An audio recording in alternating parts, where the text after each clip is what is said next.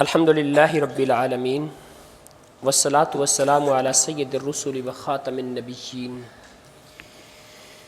رب اشرح لی صدری ویسر لی امری واحلل عقدۃ من لسانی یفقہوا قولی اعوذ باللہ السمیع العلیم من الشیطان الرجیم من ہمزہ ونفخہ ونفثہ بسم اللہ الرحمن الرحیم وَأَنزَلْنَا إِلَيْكَ الذِّكْرَ لِتُبَيِّنَ لِلنَّاسِ مَا نُزِّلَ إِلَيْهِمْ وَلَعَلَّهُمْ يَتَفَكَّرُونَ صدق اللہ العظیم۔ پچھلے درس سے ہم نے ایک بڑا ہی مقدس سلسلہ شروع کیا ہے، وہ یہ ہے کہ دفاع حدیث، رسول اللہ صلی اللہ علیہ وسلم کے فرامین کا دفاع کرنا۔ چونکہ فتنے ایک سیلاب کی طرح امڑتے چلے آ رہے ہیں، ان فتنوں کے اندر ایک بہت بڑا ریلا، ایک بہت بڑا فتنہ انکار حدیث کا بھی ہے۔ لیکن مجھے یقین کامل ہے کہ یہ فتنہ ہر دور کے اندر، یہ سیلاب کا ریلا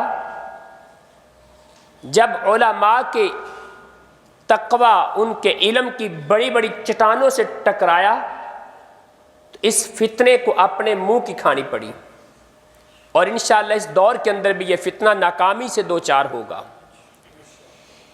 حدیث کا معنی ہوتا ہے کوئی نئی چیز، کوئی حادثہ، نیا واقعہ، گفتگو، بات، اس کو عربی زبان میں حدیث کہا جاتا ہے۔ لیکن اب حدیث کا لفظ رسول مکرم صلی اللہ علیہ وآلہ وسلم کی اقوال، آپ کے افعال اور آپ کی تقاریر کے ساتھ خاص ہے۔ اب حدیث کا معنی کیا ہوگا؟ آپ سے کوئی پوچھے کہ حدیث کس کو کہتے ہیں تو آپ اسے یہ بتا سکتے ہیں کہ حدیث کے اندر 5 چیزیں شامل ہیں۔ سب سے پہلے نمبر پہ رسول اللہ صلی اللہ علیہ وآلہ وسلم کے اقوال، آپ کی زبان اطہر سے نکلنے والے الفاظ۔ دوسرے نمبر پہ پیغمبر کائنات علیہ الصلاۃ والسلام کے افعال، وہ کام جو نبی رحمت علیہ السلام نے اپنی زندگی میں کیے۔ اور تیسرے نمبر پہ آپ کی تقاریر کا میں بتاتا ہوں چل کے کہ یہ کیا چیز ہے۔ اور چوتھے نمبر پہ وہ چیز بھی حدیث کہلائے گی جو پیغمبر کائنات علیہ الصلاۃ والسلام کی اخلاقی صفات ہیں۔ اور 5ویں نمبر پہ وہ چیز بھی حدیث کہلائے گی جو نبی رحمت علیہ الصلاۃ والسلام کی عادی صفات ہیں۔ انسان ہونے کے ناطے، بشر ہونے کے ناطے، ایک بندہ ہونے کے ناطے پیغمبر کائنات نے جو کام کیے، جو فعال کیے، وہ بھی نبی رحمت علیہ السلام کی حدیث ہی کہلائیں گے۔ انکار کرنے والے آج کچھ حدیثوں کو صرف اسی وجہ سے رد کر دیتے ہیں کہ یہ اللہ کے پیغمبر صلی اللہ علیہ وسلم کی انسانی عادت ہے، یہ بشری تقاضا تھا۔ مثال کے طور پہ لباس کی بات لے لیجئے کہ پیغمبر رحمت علیہ السلام اس طرح کا لباس پہنتے تھے، تو جواب کیا دیتے ہیں؟ جی یہ اللہ کے پیغمبر انسان تھے، بشر تھے، ان کے ماحول ایسا تھا ایسا لباس پہننا، لہٰذا اس لباس کی پیروی کرنا ہمارے لیے ضروری نہیں ہے۔ پیغمبر کائنات علیہ الصلوۃ والسلام نے داڑھی رکھی تھی، تو جواب کیا دیتے ہیں؟ جی یہ اللہ کے نبی کے دور کی ایک علامت تھی، اس دور کے انسانوں کی ایک عادت تھی، یہ اس دور کے سارے لوگ داڑھی رکھتے تھے، اللہ کے پیغمبر نے بھی رکھ لی، اتنی ضروری نہیں ہے۔ اس انداز سے حدیث کا رد کیا جاتا ہے۔ اللہ تعالیٰ محفوظ فرمائے تو یہ 5 چیزیں حدیث کہلاتی ہیں۔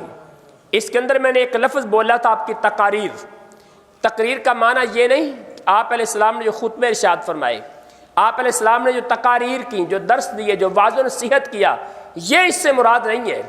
اس کا مطلب یہ ہے کہ مقرر کرنا، ثابت کر دینا۔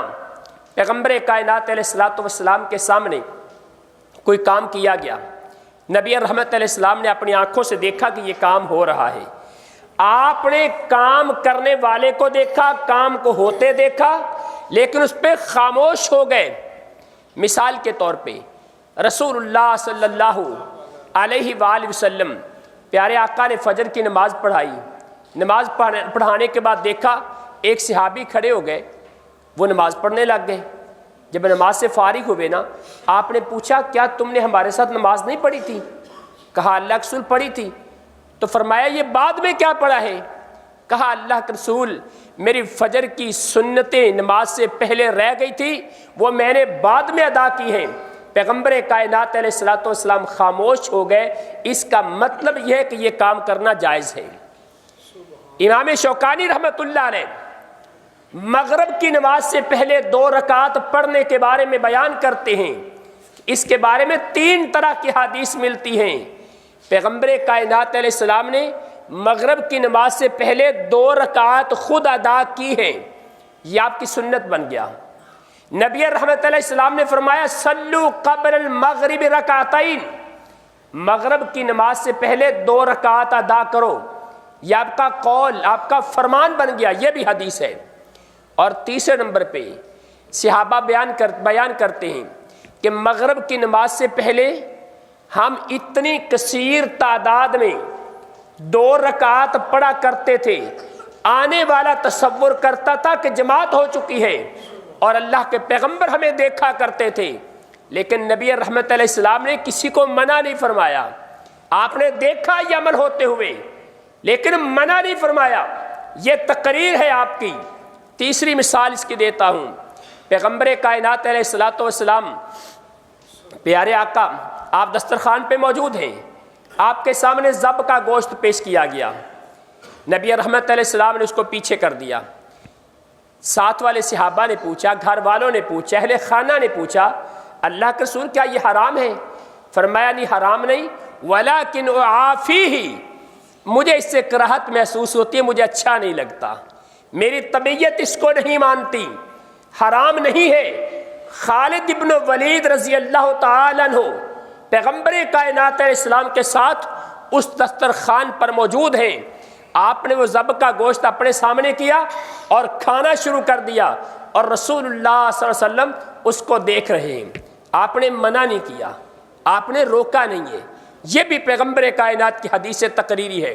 اس کی آخری مثال پیش کرتا ہوں، رسول اللہ صلی اللہ علیہ وسلم کے صحابی عمر بن عاص یا سعد بن وقاص، مجھے نام اس وقت کنفرم یاد نہیں، ان دونوں میں سے کوئی ایک صحابی تھے، اللہ کے رسول صلی اللہ علیہ وسلم نے انہیں ایک قافلے کا امیر بنا کے، ایک قافلے کا سپہ سالار بنا کے جہاد پر بھیجا۔ جب گئے، رستے میں جاتے ہوئے رات کو سوئے، غسل کی ضرورت پیش آ گئی، فرضی غسل ان پہ ضروری ہو گیا۔ اب صبح اٹھے، پانی ٹھنڈا، سخت سردی کا موسم، انہوں نے کیا کیا، عمر بن عاص رضی اللہ تعالیٰ عنہ انہوں نے تیمم کیا، تیمم کر کے جماعت کروا دی، لوگوں کو نماز پڑھا دی۔ واپس جب رسول اللہ کے پاس آئے، اللہ کے پیغمبر سے آ کے کہا اللہ کے رسول میں نے ایسا کیا ہے، میں نے تیمم کر کے لوگوں کو نماز پڑھا دی۔ اللہ کے رسول نے پتہ کیا فرمایا، اصلیتا وانت جنب، تو نے اسی حالت میں لوگوں کو نماز پڑھا دی؟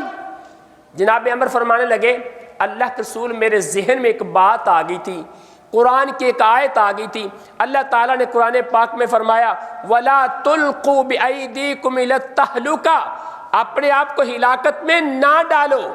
میرے ذہن میں قرآن کی یہ آیت آ گئی تھی، میں نے سوچا سردی کے موسم میں ٹھنڈے پانی سے اگر غسل کروں گا ہو سکتا ہے بیمار ہو جاؤں یا مر جاؤں۔ میں نے اس آیت کے مطلب کو سمجھتے ہوئے، اس کے مفہوم کو سمجھتے ہوئے میں نے غسل نہیں کیا، میں نے اسی طرح تیمم کر کے نماز پڑھا دی۔ رسول اللہ صلی اللہ علیہ وسلم مسکرانے لگے، آپ نے اس کو منع نہیں کیا، ڈانٹا نہیں، روکا نہیں کہ تم نے غلط کیا ہے، آپ مسکرا گئے۔ تو لہٰذا پتہ یہ چلا کہ آپ نے اس بات کو مقرر کر دیا، ثابت کر دیا کہ یہ عمل بھی جائز ہے۔ اس کو تقریر کہا جاتا ہے۔ کل ما اضیف الی رسول اللہ صلی اللہ علیہ وسلم من اقوال و افعال و تقاریر وخلق عادیہ وخلق صفاتی، یہ 5 چیزیں ایسی ہیں کہ جن کو حدیث کہا جاتا ہے۔ پیغمبر کائنات کے اقوال، آپ کے افعال، آپ کی تقریر، آپ کی بشری صفات، آپ کی اخلاقی صفات، یہ ساری کی ساری حدیث کہلاتی ہے۔ ان میں سے کسی ایک کا انکار کرنے والا، کسی ایک کا رد کرنے والا، وہ پیغمبر کائنات کی حدیث کا رد کرنے والا ہوگا، اس کا انکار کرنے والا ہوگا۔ اور حدیث اور سنت، بعض دفعہ نا لفظ استعمال کیا جاتا ہے رسول اللہ کی سنت، بعض دفعہ لفظ استعمال ہوتا ہے رسول اللہ صلی اللہ علیہ وسلم کی حدیث۔ ان دونوں میں فرق کیا ہے؟ ان دونوں میں بظاہر کوئی فرق نہیں ہے۔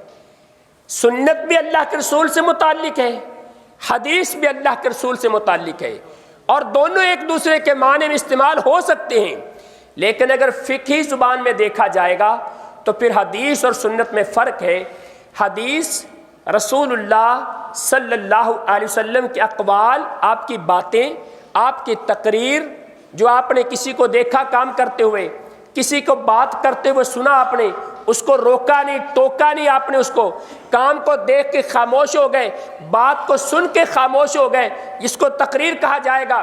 آپ کی بشری صفات، آپ کے اخلاقی صفات، یہ حدیث کہلائیں گی۔ لیکن جو آپ کے افعال ہیں، آپ نے زندگی میں جو کام کیے، وہ آپ کی سنت کہلائے گی۔ یہ فرق ہے، آپ کے افعال کو الگ کر دیا گیا، باقی آپ کے اقوال اس میں شامل ہیں۔ تو لہٰذا حدیث اور سنت میں صرف یہی فرق ہے، اس کے علاوہ اور فرق نہیں ہے۔ اس کے بعد حدیث کی اہمیت کیا ہے، حدیث کا درجہ اور مقام کیا ہے؟ کتاب و سنت کی روشنی میں ہم سب سے پہلے یہ دیکھیں گے کہ حدیث کا مقام کائنات کے رب کی نظر میں کیا ہے، اللہ خالق کائنات کی نظر میں حدیث کا مقام کیا ہے۔ اللہ تعالیٰ فرماتے ہیں یا ایھا الذین آمنوا اطیعوا اللہ واطیعوا الرسول واولی الامر منکم، اے ایمان والو اللہ کی اطاعت کرو، اللہ کے رسول کی اطاعت کرو، اور اپنے حکمرانوں کی، اپنے علماء کی، اپنے سرداروں کی اطاعت کرو۔ لیکن یہاں پہ ایک بڑا باریک نقطہ بیان کیا گیا، وہ کیا ہے؟ اطیعوا اللہ و اطیعوا الرسول۔ اللہ نے اطیعوا، یہ لفظ ذرا یاد رکھیے، کیا لفظ ہے؟ بولیے ذرا، اطیعوا، اطیعوا اللہ و اطیعوا الرسول۔ اللہ نے یہ لفظ 2 دفعہ استعمال کیا ہے، ورنہ اللہ تعالیٰ کہہ سکتے تھے، اور گرامر کے لحاظ سے ایسا تھا، ممکن تھا، اطیعوا اللہ والرسول، اللہ کی اطاعت کرو، رسول کی اطاعت کرو، اللہ ایسے کہہ دیتے، معاملہ حل ہو جاتا۔ اور پھر ایک لفظ کو 2 بار استعمال کرنا، یہ تو ویسے بھی اچھا محسوس نہیں ہوتا۔ مثال کے طور پہ اگر کوئی بندہ کہے لیلۃ القدر کی رات، تو مناسب تو نہیں سمجھا جاتا۔ کوئی بندہ کہے شب قدر کی، لیلۃ القدر کی شب، مناسب نہیں سمجھا جاتا۔ آپ یا لیلہ کا لفظ استعمال کر لیں یا رات کا لفظ استعمال کر لیں، لیکن اللہ تعالیٰ نے دونوں بار لفظ استعمال کیا، اطیعوا کا، یہ نقطہ سمجھانے کے لیے کہ جیسے اللہ کی اطاعت ضروری ہے، ایسے محمد رسول اللہ کی اطاعت بھی ضروری ہے۔ اللہ کے پیغمبر کی اطاعت، نبی رحمت علیہ السلام کی اطاعت، آپ کی بات کو ماننا، آپ کی پیروی کرنا، آپ کی فرما برداری کرنا، بالکل وہی معنی رکھتی ہے جو اللہ کی اطاعت معنی رکھتی ہے۔ اللہ کی اطاعت کا جتنا درجہ ہے، وہی درجہ محمد رسول اللہ کی اطاعت کا ہے۔ لہٰذا اطاعت کرنے میں، فرما برداری کرنے میں، پیروی کرنے میں فرق نہیں کیا جائے گا۔ اللہ تعالیٰ نے ایک تھوڑی سی درجہ بندی یہ کر دی ہے کہ پہلے قرآن میں دیکھو، پھر قرآن کی تفسیر میں دیکھو، اور قرآن کی تفسیر کیا ہے؟ وہ حدیث رسول ہے۔ قرآن کی تفسیر حدیث رسول ہے، لہٰذا رسول اللہ کی اطاعت مستقل بالذات ہے، مستقل بالذات ہے۔ اللہ کے نبی کی اطاعت کرنا ایسے ہی ضروری ہے جیسے اللہ کی اطاعت کرنا ضروری ہے۔ تو اللہ کے نبی کی اطاعت کیا ہوگی؟ اللہ کی اطاعت قرآن مجید ہے، اور رسول اللہ کی اطاعت حدیث رسول ہے۔ لہٰذا اس نقطے کو سمجھنا ضروری ہے۔ آگے جہاں پہ بادشاہ کی، حکمران کی اطاعت کی بات آئی نا، وہاں اللہ نے اطیعوا کا لفظ استعمال نہیں کیا۔ کیوں بھلا؟ اس لیے کہ حکمران کی، عالم دین کی، چودھری وڈیرے کی، سردار کی بات تب مانی جائے گی جب اللہ کے رسول کی بات کے موافق ہوگی، نبی کی حدیث کے مطابق ہوگی، تب اس کی بات مانی جائے گی، ورنہ اس کی بات ماننا ضروری نہیں ہے۔ اسی لیے اطیعوا کا لفظ 2 بار استعمال کیا ہے۔ اور اس کے بعد اسی آیت کے اندر آگے اللہ تعالیٰ فرماتے ہیں فَإِن تَنَازَعْتُمْ فِي شَيْءٍ فَرُدُّوهُ إِلَى اللَّهِ وَالرَّسُولِ، اگر تمہارا کسی مسئلے میں جھگڑا ہو جائے، کسی مسئلے میں اختلاف ہو جائے، بات کرتے ہوئے ایک عالم دین کہتا ہے یہ بات جائز ہے، دوسرا کہتا ہے یہ ناجائز ہے، تو پھر اس بات کا فیصلہ کون کرے گا؟ اس بات کو لے کے جاؤ اللہ کی طرف اور اللہ کے رسول کی طرف۔ اس کا فیصلہ اللہ کرے گا یا اللہ کا رسول کرے گا؟ دونوں اس کا فیصلہ۔ اللہ کیسے فیصلہ کریں گے؟ اللہ کا قرآن پڑھا جائے گا، رب کے قرآن سے دیکھا جائے گا اس مسئلے کا حل کیا ہے۔ فردوہ الی اللہ، اس کو اللہ کی طرف لوٹا دو۔ اس کا مطلب یہ ہے اس کا حل قرآن مقدس سے دیکھا جائے گا۔ لیکن اگر قرآن مقدس میں اس کا حل نہیں ملتا، اس کا حل قرآن مقدس میں نہیں ملتا، تو پھر اس کا حل اللہ کے پیغمبر کی حدیث میں دیکھا جائے گا۔ اسی لیے اللہ نے کہا فردوا الی اللہ والرسول، اس کو اللہ کی طرف لوٹا دو، اللہ کے رسول کی طرف لوٹا دو۔ اگر صرف قرآن کو ماننا ضروری ہوتا، حدیث کو ماننا ضروری نہ ہوتا، تو اللہ تعالیٰ کبھی بھی یہاں پر یہ نہ کہتے کہ جس مسئلے میں تمہارا اختلاف ہو جائے اس کو اللہ کی طرف لے کے جاؤ، اللہ کے رسول کی طرف لے کے جاؤ۔ اللہ کبھی یہ نہ کہتے۔ پھر اللہ کیا کہتے؟ اس مسئلے کو اللہ کی طرف لوٹا دو، صرف اتنا ہی کہا جاتا۔ لیکن یہاں کیا کہا؟ اس مسئلے کو اللہ کی طرف لوٹا دو، اللہ کے رسول کی طرف لوٹا دو۔ اور صحابہ نے اس پر عمل کر کے دکھایا۔ جناب ابوبکر صدیق رضی اللہ تعالی عنہ، ان کے پاس ایک دادی آ گئی، اللہ کے رسول جناب ابوبکر صدیق سے کہتی ہے خلیفۃ المسلمین میرا پوتا فوت ہو گیا ہے اور میں دادی ہوں، کیا پوتے کی وراثت سے مجھے حصہ ملے گا؟ جناب صدیق کہنے لگے لا اجد لک فی کتاب اللہ، اللہ کی کتاب قرآن مجید میں تیرے لیے کوئی حصہ بیان نہیں کیا گیا، اس لیے میں تجھے کچھ نہیں دے سکتا۔ مغیرہ بن شعبہ رضی اللہ تعالی عنہ آپ کھڑے ہو گئے، کہنے لگے ابوبکر صدیق میں اللہ کے رسول کے پاس موجود تھا، پیغمبر کائنات کے پاس ایک دادی آئی تھی، اپنے پوتے کی وراثت سے حصہ مانگا تھا، اللہ کے نبی نے اس کو چھٹا حصہ دیا تھا۔ جناب صدیق کہنے لگے اگر اللہ کے پیغمبر نے دیا تھا تو میں بھی تمہیں چھٹا حصہ دیتا ہوں۔ جناب ابوبکر صدیق نے مسئلے کا حل کہاں سے نکالا؟ حدیث سے نکالا ہے، قرآن مقدس میں نہیں موجود، کتاب مقدس میں دادی کا حصہ بیان نہیں کیا گیا، اور جناب صدیق نے اسی لیے اسے واپس کر دیا کہ تمہارا کوئی حصہ نہیں۔ لیکن جب پتہ چلا کہ اللہ کے نبی کی حدیث میں موجود ہے، پیغمبر کی سنت میں موجود ہے، تو آپ نے اسے حصہ دلوایا تھا۔ اس کا مطلب یہ ہے کہ اللہ کے پیغمبر کے فرامین، حدیث رسول کا مقام کائنات کے رب کی نظر میں بہت بلند و بالا ہے۔ اور آخری ایک پوائنٹ بیان کرتا ہوں، پھر اگلے درس میں انشاءاللہ اللہ تعالیٰ نے قرآن پاک میں فرمایا وَإِن كُنتُمْ فِي رَيْبٍ مِّمَّا نَزَّلْنَا عَلَىٰ عَبْدِنَا فَأْتُوا بِسُورَةٍ مِّن مِّثْلِهِ، لوگو اگر تمہیں شک ہے نا اس چیز میں جو ہم نے اپنے بندے پر نازل کی، اللہ نے اپنے بندے پر کیا نازل کیا تھا؟ یہ غلطی ہماری، صرف قرآن نہیں کہنا، اللہ نے اپنے بندے محمد الرسول اللہ پر قرآن بھی نازل کیا تھا، حدیث بھی نازل کی تھی۔ فرمایا اگر تمہیں شک ہے ان دونوں چیزوں میں، اور جہاں اللہ نے لفظ انزلنا کا استعمال نہیں کیا، نزلنا کا استعمال کیا ہے، اور حدیث بھی تنزیل کے ذریعے آئی ہے، تدریج کے ذریعے آئی ہے۔ قرآن مجید کے بارے میں انزال کا لفظ، انزالہ کا لفظ قرآن مجید کے بارے میں استعمال ہو سکتا ہے، کیونکہ قرآن مقدس ایک مکمل کتاب کی شکل میں نازل کیا گیا ہے، اور وہ لوح محفوظ سے بیت العزہ میں نازل ہوا تھا۔ لیکن حدیث کے بارے میں انزالہ کا لفظ استعمال نہیں ہوتا، حدیث کے بارے میں نزالہ کا لفظ استعمال ہوتا ہے۔ اللہ تعالیٰ نے کہا وَإِن كُنتُمْ فِي رَيْبٍ مِّمَّا نَزَّلْنَا عَلَىٰ عَبْدِنَا، ہم نے اپنے بندے پر جو نازل کیا، تو نازل کرنے سے مراد حدیث ہے، یہاں قرآن بھی ہے، دونوں چیزیں مراد ہے۔ اللہ فرماتے ہیں اگر تمہیں قرآن و حدیث میں شک ہے نا تو ان جیسی کوئی چھوٹی سی صورت ہی بنا کے لے آؤ۔ آج تک 1400 سال گزر گئے، نہ کوئی قرآن جیسی صورت بنا سکا اور نہ نبی کے فرمان جیسی کوئی حدیث بنا سکا ہے۔